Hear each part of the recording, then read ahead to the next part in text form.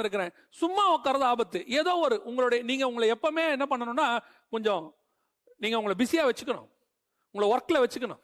இந்த மாதிரி நீங்க சும்மா உட்காரும் போது அந்த வீழ்ச்சி வருது. பழச சிந்திக்க தோணும், வேற எதையாவது பார்க்க தோணும்.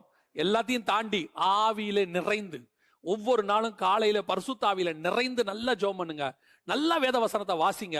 இது ரெண்டும் உங்களோட ஆவிக்குரிய வாழ்க்கைக்கு பெஸ்ட் எக்ஸசைஸ் மட்டும் இல்ல, நல்ல பெலனும் கூட.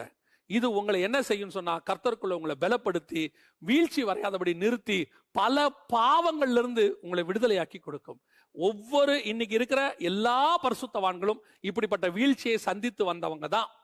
எல்லாருமே அப்படியே ரட்சிக்கப்பட்ட அண்ணில இருந்து ஹோலியஸ்ட் பிளேஸ்க்குள்ள போய் நுழைஞ்சிடல யாரும். இந்த உலகத்துல அவங்க கிராஸ் பண்ணி ஜெயிச்சு வந்திருக்கிறாங்க. ஏன், ஒரு சிலர் கல்யாணமான பிறகு விழுந்தவங்க இருக்கிறாங்க, ஒரு சிலர் வயதான காலத்திலையும் விழுந்தவங்க இருக்கிறாங்க. ஒரே ஒரு காரியத்தை நான் சொல்லிட்டு முடிக்கிறேன். யோபு